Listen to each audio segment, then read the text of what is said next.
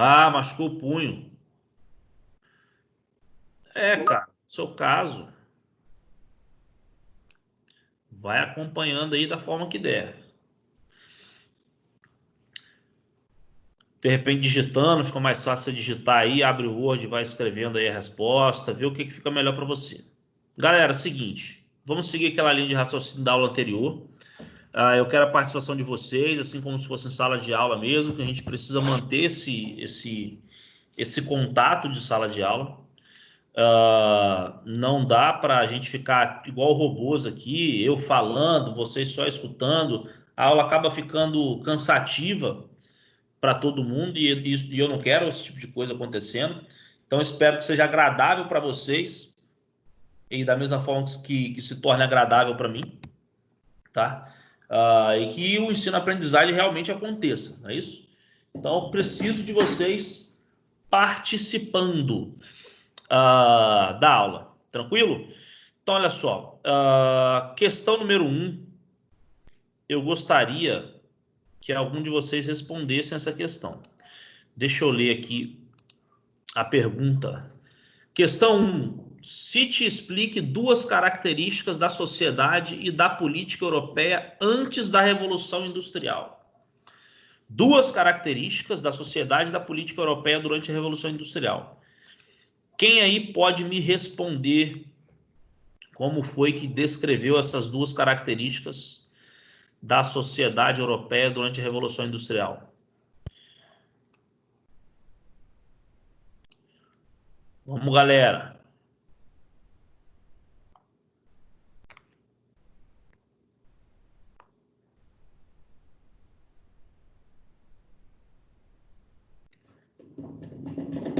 Um de cada vez aí, hein? Ninguém vai responder? É sério isso?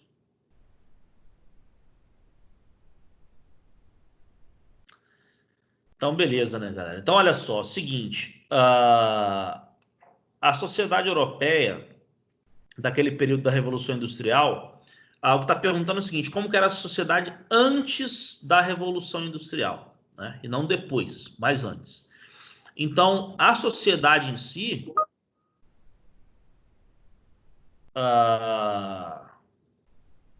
não tem certeza não. A questão não é muito difícil não, Raquel. Vamos entender aqui. Como é que era a sociedade? A sociedade antes da Revolução Industrial era uma sociedade rural, por exemplo. Boa parte da população vivia no campo e depois acabou indo para as cidades trabalhar nas indústrias. Outra característica, a nobreza tinha muitos privilégios, não é isso? Chamados privilégios feudais, a corte. Politicamente, temos a questão do absolutismo monárquico, que vigorava antes da Revolução Industrial, na verdade, até antes da Revolução Inglesa, não é isso? Então, são pontuações que vocês devem fazer para essa questão. É importante que vocês participem aí, até para eu saber se vocês estão acertando ou estão errando, e vocês saberem se estão acertando ou se estão errando, né? Vou colocar o gabarito da questão 1 aqui, então, dos conceituais. Leiam a resposta, tá? E compare com o que vocês responderam. Se está certo ou se está errado. Se vocês quiserem tirar alguma dúvida, assim, professor, isso não escrevi desse jeito, não. Escrevi de outra forma aí. E aí você lê, eu libero o áudio, você lê sua resposta e eu digo para você se está certo ou está errado. É importante que vocês que fizeram a atividade saibam, né, se a sua resposta está certa ou está errada. Porque senão, como é que você faz essa correção e estuda para a prova? Não é isso? Então, por gentileza, acompanhe direitinho. Já temos 18 participantes. Muito bem. Enquanto vocês faziam essas atividades, galera, surgiu algum tipo de dúvida em alguma questão?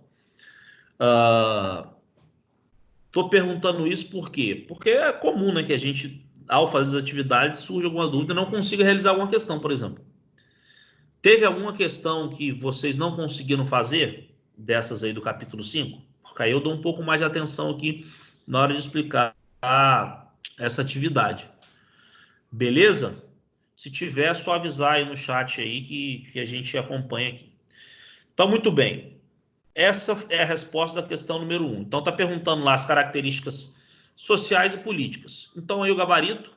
Geralmente, as sociedades europeias eram organizadas em torno da realeza e sua corte com seus privilégios feudais. E o resto da população trabalhava e pagava imposto. Politicamente, havia regimes absolutistas que concentravam todo o poder nas mãos do rei. Então, temos características aí sociais e características políticas. Primeiro as características sociais, depois políticas. Tranquilo? Então, qualquer dúvida é só falar. Questão número 2. Alguém pode ler para mim a questão número 2? Ligar o áudio aí e ler a questão? Não precisa responder, não. Se não quiser, né? Só ler a questão.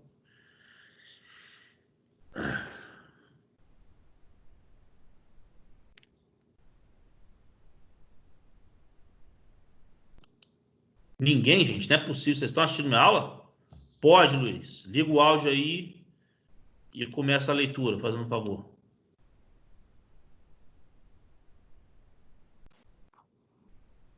Tá ouvindo? Ouvindo, todos ouvindo. É para ler o texto todo? Isso, lê o texto. Tá bom.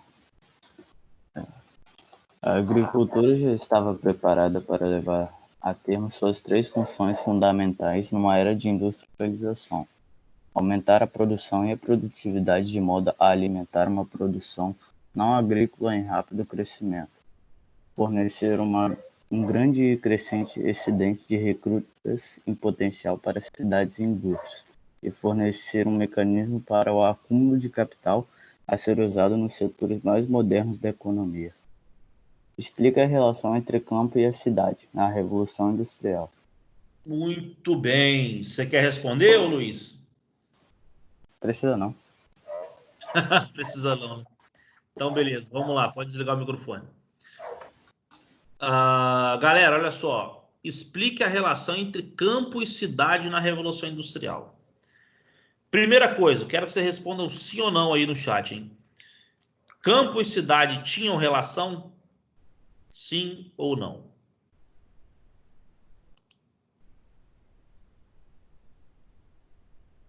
Muito bem.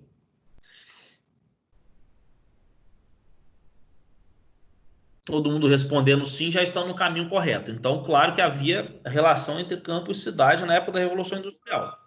Apesar de ter havido uma grande saída em massa da população do campo para as cidades, nós temos uma relação muito íntima entre campo e cidade nesse processo, porque uma depende da outra, sobretudo a cidade vai depender muito do campo, não é isso?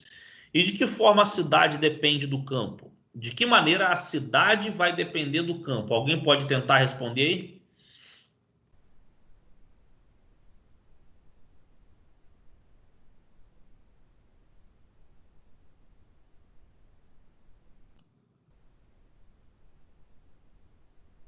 Estou aguardando um pouquinho para ver se alguém responde.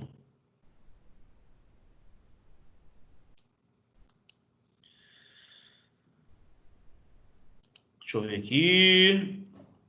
O campo exportar produtos e alimentos para a cidade. Gabriel Bolt. Correto. Agora, que tipo de produtos? Raquel. Colocou o que aqui, Raquel? Os países mais desenvolvidos produziam de produtos.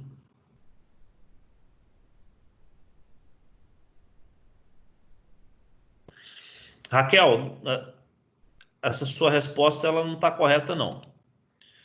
Porque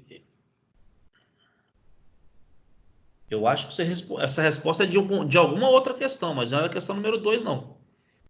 Porque aqui você está falando sobre produtos industrializados e não industrializados. Na verdade, o que a questão quer saber é a relação entre campo e cidade.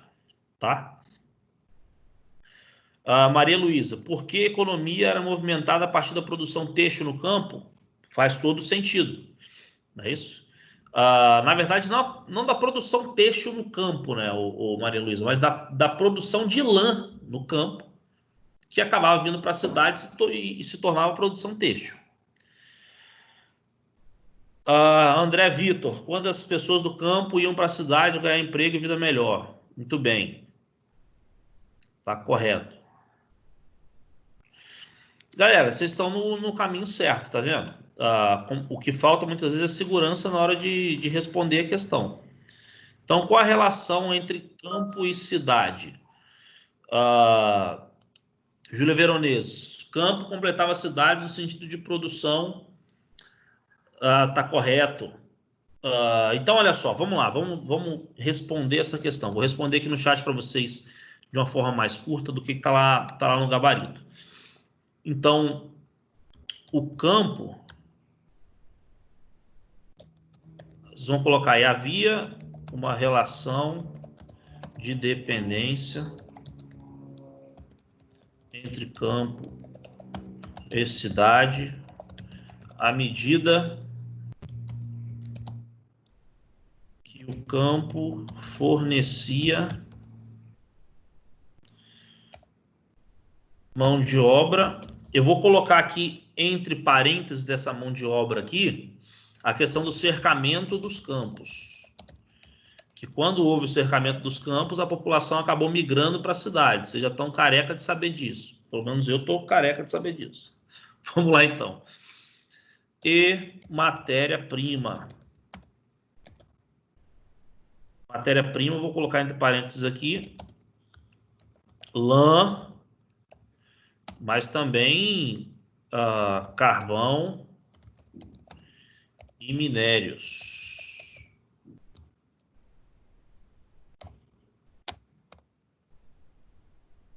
Então, olha só, temos aí o gabarito da questão número 2, certo? A resposta de vocês tem que estar de acordo com esse gabarito aí, tem que ser parecido. Se alguém tiver alguma dúvida e quiser ler sua resposta, é só avisar. Tiagão, cara, Tiago, de cabeça eu não lembro não da pergunta do capítulo anterior não, porque é muita coisa aqui, muita aula. Mas é provável que tenha sido mesmo, porque as questões muitas vezes elas são muito parecidas. Não tem como fugir muito dessa realidade, não. Então, há uma relação entre campo e cidade. Essa relação é uma relação de dependência, não é isso? Tá? Da mesma forma que o campo oferece matéria-prima para a cidade vai acabar oferecendo de uma forma ou de outra produto industrializado para o campo. Tô lembrado, Thiago. É isso aí. Tá correto. Então vamos lá, vamos dar continuidade, vamos dar prosseguimento. Questão número 3. Quem pode ler a questão número 3 aí para mim? Na verdade, a questão 3 é curtinha, eu mesmo vou fazer a leitura aqui. Aponte 3 fatores que contribuíram para que a Revolução Industrial ocorresse na Inglaterra. Essa questão aqui é repetitiva, que eu lembro que a gente já respondeu lá atrás, não sei nem se foi o Thiago.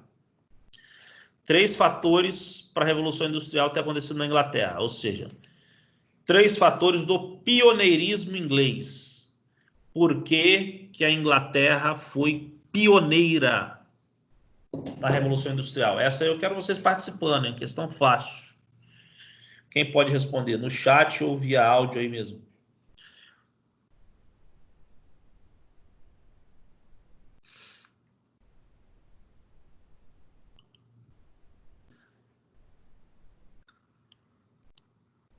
Ninguém, gente?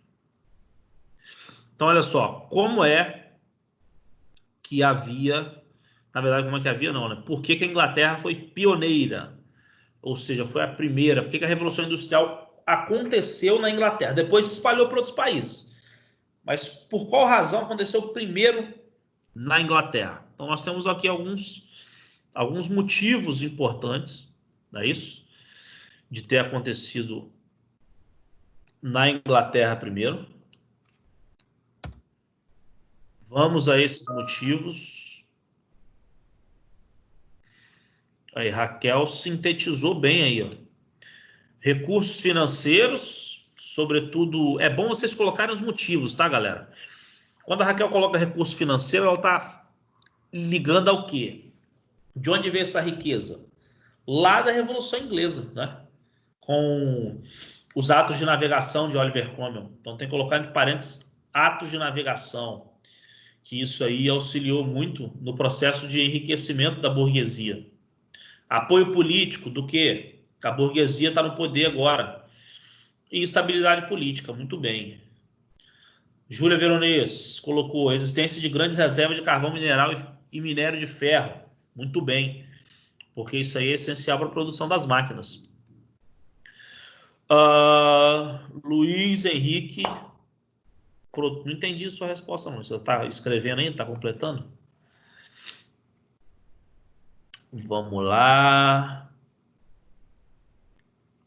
Disponibilidade de mão de obra, exatamente, por conta do cercamento dos campos. A linha de raciocínio é essa. Questão 3, então. Vou colocar aqui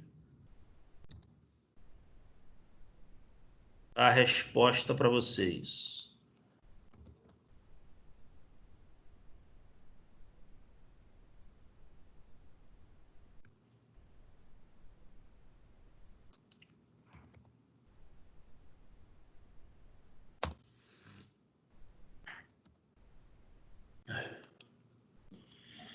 Questão 3 aí, então. Ó. Existência de grandes reservas de carvão mineral, de minério de ferro. A disponibilidade de mão de obra nas áreas urbanas, por conta do êxodo rural. Disponibilidade de matéria-prima e mercado consumidor na América Latina.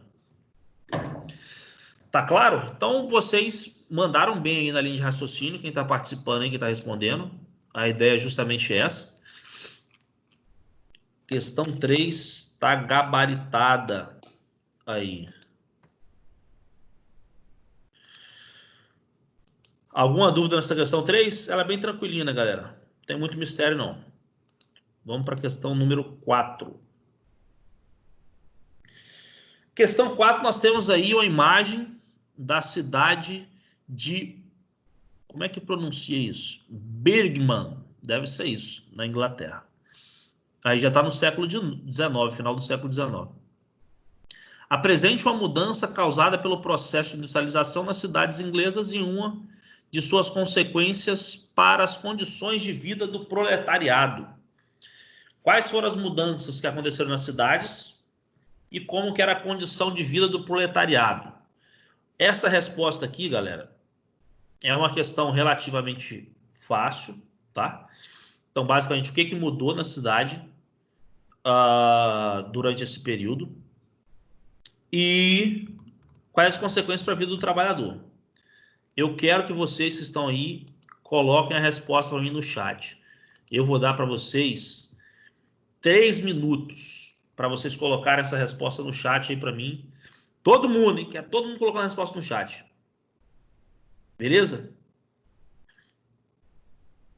Eu vou desativar a câmera rapidinho aqui e vou aguardar 3 minutos para vocês responderem essa questão. 3 minutinhos. Agora, 8h28 até 8h31. Rápido.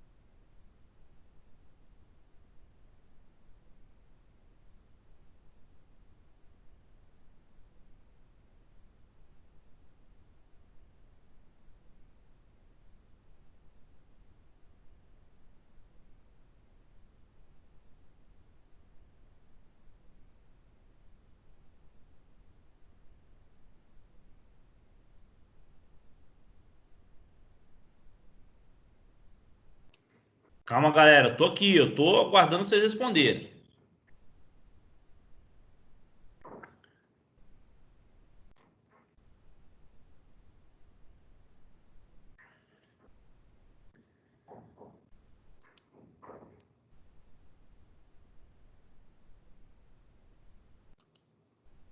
Gabriel Bolt, ok. Thiago, ok. André Vitor, tá ok também a resposta. Davi, beleza.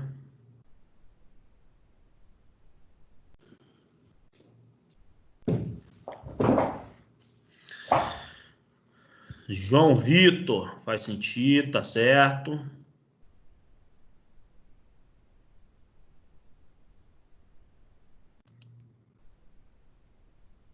Ana Clara, ok.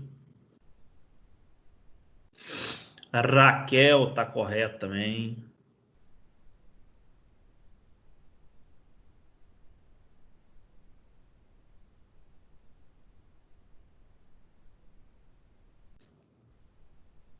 Ok.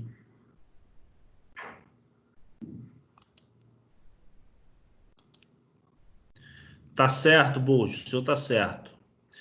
Tá todo mundo me ouvindo aí, então? Todo mundo me ouvindo, todo mundo me vendo.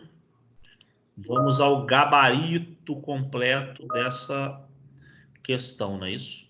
Então, olha só, é muita mudança, né, que a gente pode falar, galera. Eu vou citar uma para você. Uma não, né? Vou citar várias para vocês aqui agora. Então, olha só. Expansão, diversificação e complexificação da paisagem urbana. Como assim, galera? Quando começa muita gente se aglutinar nas cidades, começa a mudar por completo o panorama visual daquelas cidades. Vocês estudam isso em geografia, eu tenho certeza. Então, quando acontece um grande avanço da massa urbana, na verdade, da população rural, que vai para a cidade muda por completo. Por quê? Porque há uma quantidade de pessoas grande que está indo para lá. Então, a paisagem urbana ela muda. Sem falar que a chegada das indústrias vai aumentar muito a poluição, que foi aquilo que o André disse aqui nas suas respostas. Então, a gente não pode olhar para a Revolução Industrial somente com um olhar político e social. Tem que olhar com um olhar geográfico também, não é isso? A poluição durante esse período ela começa a aumentar de maneira muito grande. E se vocês não estudaram com Paulo Sérgio, eu tenho certeza que vocês ainda vão estudar isso com ele, certo? Então, como que a Revolução Industrial acabou mudando a paisagem, tanto urbana quanto rural, né? E como que acabou mudando também o processo de poluição. Vamos aqui, outro exemplo. Separação entre bairros operários e bairros nobres. Olha só, temos aí o começo da segregação. Então, os bairros operários, eles acabavam ficando mais perto das indústrias e os bairros nobres mais distante das indústrias. Por quê? O operário tinha que estar perto ali da sua fábrica, né, de onde ele trabalhava. E a poluição ficava tudo ali por perto do operário, né? Enquanto isso, a população mais nobre vivia longe. A indústria faz barulho, emite poluição, seja poluição sonora ou poluição atmosférica. E aí quem ficava tudo passava por tudo aquilo era o próprio operário. Inclusive, galera, nessa época haviam chamados bairros operários. Muitas vezes a própria indústria construía bairros, casas, para que seus funcionários trabalhassem por lá, não é isso? Outra coisa, galera, curiosidade aqui, não sei se vocês sabem, nessa época da Revolução Industrial, né, como não havia assim a popularização do questão de relógio, relógio de pulso não tinha e tudo mais, e aí para saber o horário que se tinha de ir para a fábrica, tinha uma profissão diferente aí, que era algumas mulheres que passavam pelos bairros operários batendo, não é isso? E avisando que estavam no horário de trabalhar, né? Então, diversas mudanças aconteceram no decorrer do tempo, inclusive essa profissão que acabou sendo extinta, justamente porque todo mundo tem um relógio hoje dentro de casa, tem um celular e tudo mais. Mas naquela época, quando não havia tudo isso, algo que parece ser comum para a gente, né? O despertador tocou, a gente acorda e vai trabalhar. Mas e antes de ter despertador? Quem despertava, né? E aí nesses bairros operários tinham essas pessoas que passavam batucando, apitando para acordar a população para poder ir trabalhar. Beleza? Vamos lá, seguindo com outro exemplo aqui que a gente pode colocar. Crescimento populacional. Também vai acontecer, sobretudo por conta da vinda do pessoal do campo. Então, temos a divisão do trabalho, padronização de ritmos de vida também. São diversos exemplos, eu vou colocar para vocês aqui. Está pedindo quantas mudanças a questão? Ou está no plural? Deixa eu conferir aqui. Apresente uma mudança. Ih, pede uma mudança só. Tá. Eu vou colocar um dos exemplos, então.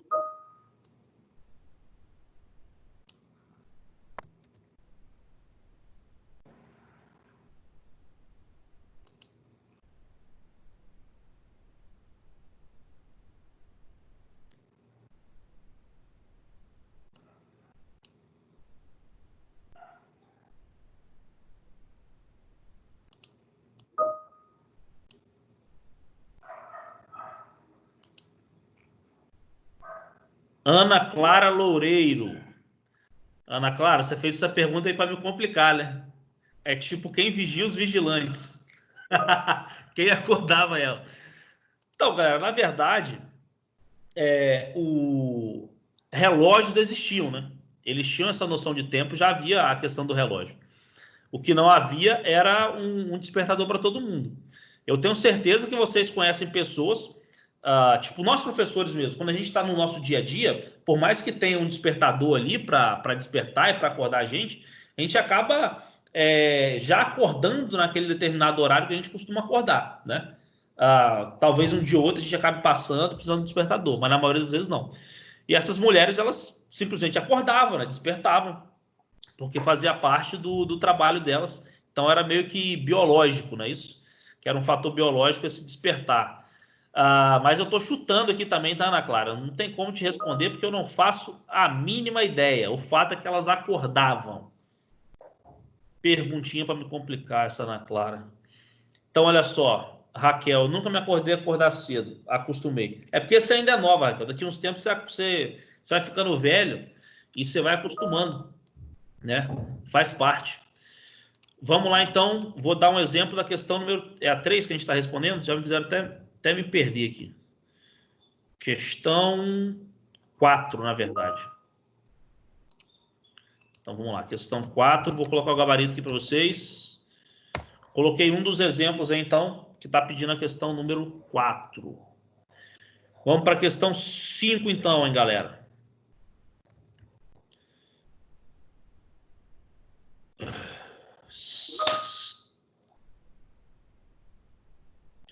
Tá certo, sim, senhora, Maria Luísa. Só coloquei no gabarito aqui mais uma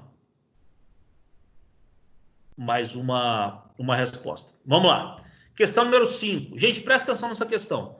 Quando eu estava dando aula de Revolução Industrial para vocês, eu falei sobre aqueles movimentos que eram contrários à industrialização, né? Digamos que alguns protestos contra a fábrica, contra a indústria e tudo mais. Número 5. Alguém pode ler para mim aí essa canção popular aí? Ligar o microfone ali? Diga aí quem pode. Pode ser a Raquel. Raquel, seu microfone está funcionando?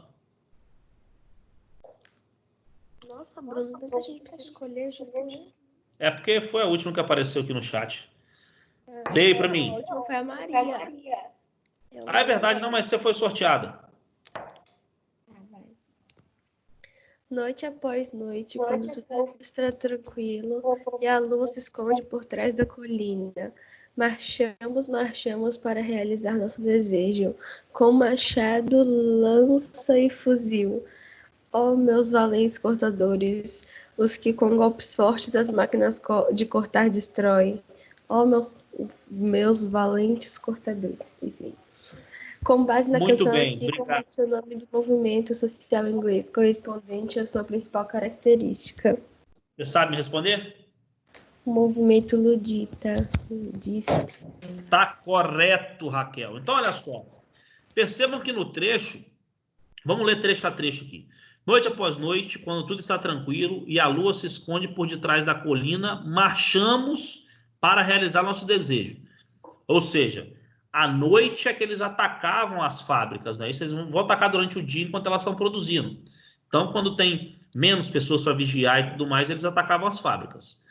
Marchamos com machado, lança e fuzil. Ó, meus valentes cortadores, os que com golpe fortes as máquinas de cortar destroem. Ou seja, eles invadem a fábrica e quebram as máquinas. Com base na questão acima, cite o nome do movimento social e diga a sua principal característica. Então, trata-se do movimento ludista, não é isso? Aquele liderado por Ned Ludd, de quebra as máquinas. Eu já falei com vocês, galera, esse movimento ludista, ele é tido por muitos como um movimento inocente, porque de que adianta você quebrar essas máquinas? Os empregos não vão retornar. As máquinas vão ser quebradas e os empresários vão comprar novas máquinas. É assim que vai funcionar, não adianta. Mas é o início de um processo, de uma rebelião, de uma luta dos trabalhadores, né? Raquel disse que no livro está escrito ludita. É porque pode ser das duas formas, o Raquel. Movimento ludista ou ludita. Está correto. Então, olha só. Mas, enfim, esse movimento, então, a resposta correta é o movimento ludista e sua principal característica era o quê? Quebrar máquinas. Então, vou colocar o gabarito para vocês. Eu espero que vocês estejam corrigindo suas questões. Beleza? Corrigindo e colocando no caderno. Porque quando as aulas voltarem, eu vou conferir dever por dever, hein, galera? Pode ter certeza disso. Então, temos aí o gabarito da questão número 5. Tranquilo? E aí é o seguinte, nossa aula está acabando, né? Eu vou passar para vocês, então, o gabarito dos exercícios contextualizados. Quero ver quem acertou aí esses exercícios contextualizados. Questão número 1. Deixa eu conferir aqui.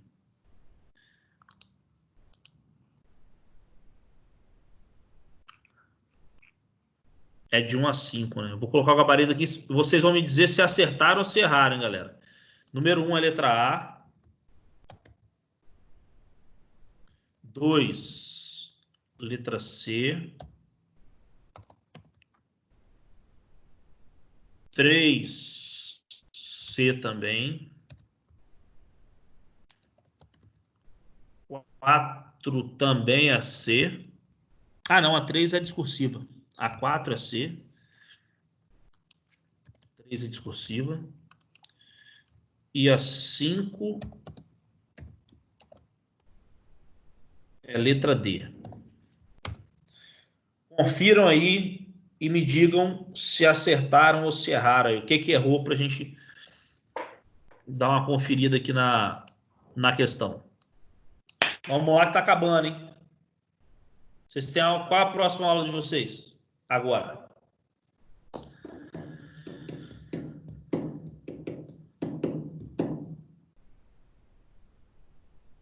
Ciências. Com o digníssimo professor Yuri Marins. Tô com saudade do Yuri. Fala com ele na próxima aula. Fala assim, o Bruno falou que tá morrendo de saudade de você. Saudade de todos vocês, né, galera? Tá difícil essa vida preso dentro de casa. Doido para revê-los. E aí, alguma dúvida no gabarito dessas questões? Nada, galera? Tá tudo certo? Ficou alguma dúvida, então, nesse módulo, nesse capítulo? Conseguiram realizar as atividades? Tá tudo certo. O slide eu vou disponibilizar para vocês lá no blog, né? Para que vocês possam acompanhar melhor. Depois, na hora de fazer uma revisão. E a aula que vem, galera, a gente já vai começar um novo capítulo. Aula que vem, nós começamos o capítulo 6, exercícios e projetos. Isso aqui é só atividade, né? A gente não vai fazer. Aula que vem a gente começa a independência das 13 colônias, independência dos Estados Unidos.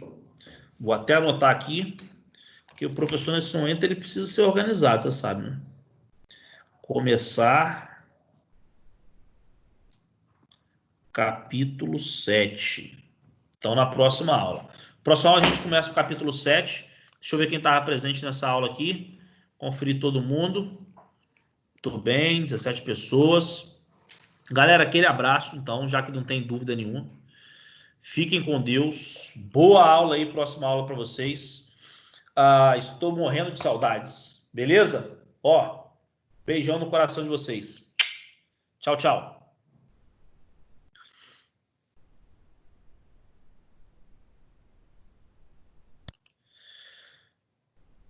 Valeu, galera. Valeu. Tamo junto. Se tiver alguma dúvida, é só avisar, hein? Estou à disposição de vocês.